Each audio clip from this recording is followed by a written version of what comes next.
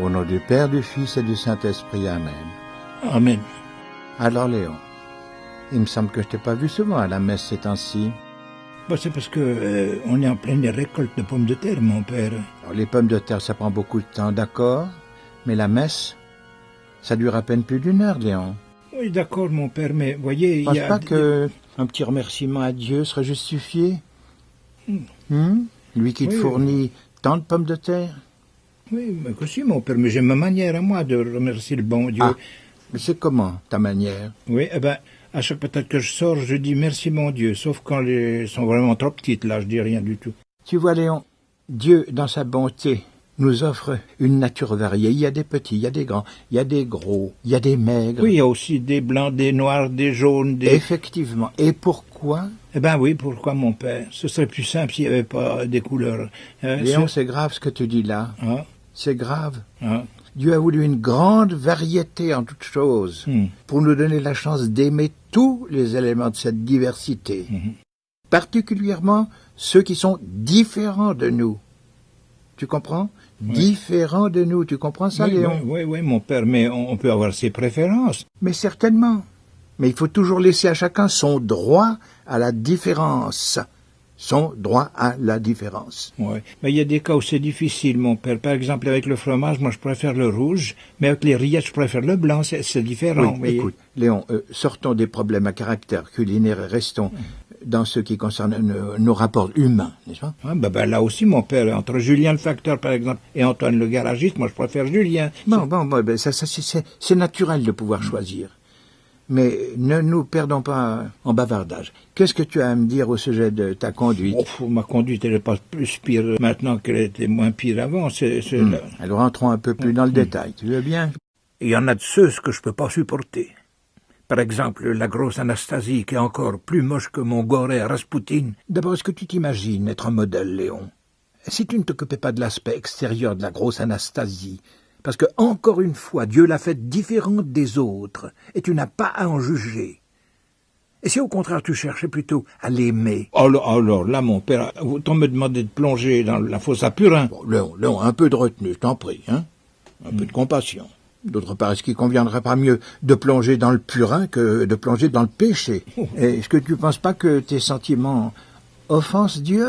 Et quand l'Anastasie me dit « va donc, trognon de pomme, t'es encore plus bourrique qu'une pantoufle », Dieu, il est content? Il est content? Certainement pas, mais c'est pas une raison pour alimenter ta haine du prochain parce qu'il est différent de toi. C'est ça que je voudrais te mettre dans la tête, Léon. Oui, d'accord, mon père, mais comment faire alors? Eh ben, il faut venir plus souvent à la messe, plus souvent à confesse, et puis demander au Seigneur de t'aider. Oui, demandez au Seigneur. Puis, qui me dit qu'il m'écoutera, le Seigneur? Vous pourriez pas faire ça pour moi, vous, mon père? Bon, ben nous allons voir ça ensemble. Mais en attendant, dis-moi combien d'autres fautes tu as à te reprocher.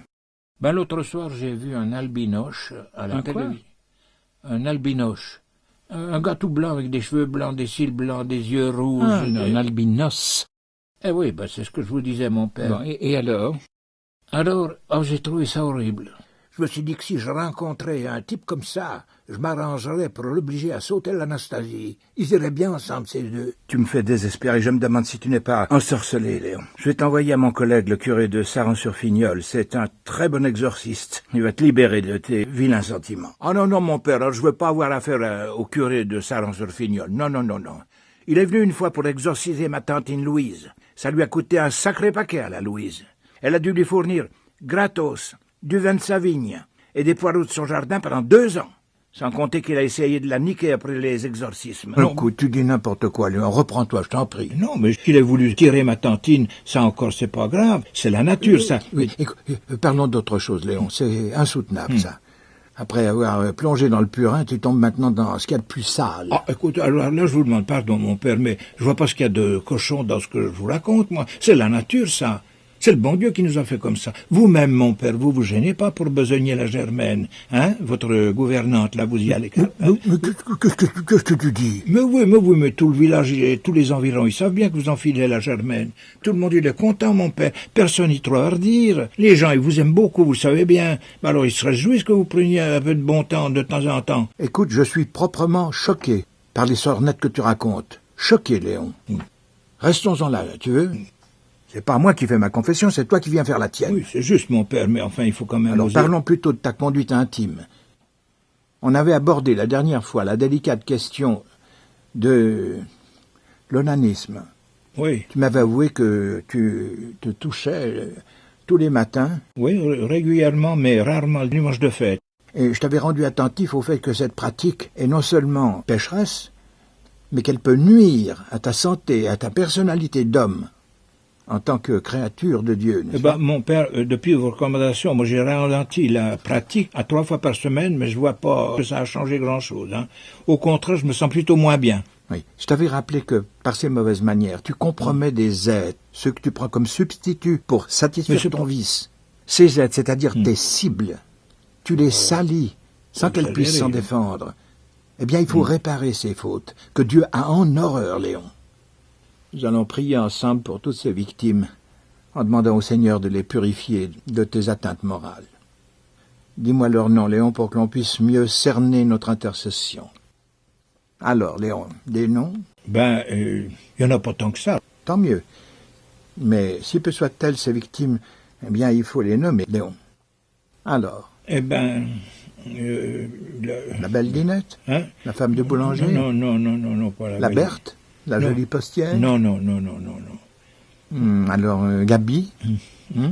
La dangereuse Gabi, qui vend ses charmes dans le quartier du port? Non, surtout pas là. Non. Alors qui, Léon? Un peu de courage, un peu de bonne volonté, s'il te plaît. Le facteur. Pardon? Julien, le facteur. Léon, ne me dis pas que... Ben oui, mon père, ben oui. Et je vous demanderai de m'aimer encore plus parce que je suis différent des autres, voyez? C'est le bon Dieu qui m'a voulu comme ça. Je fais partie de sa diversité, mon père.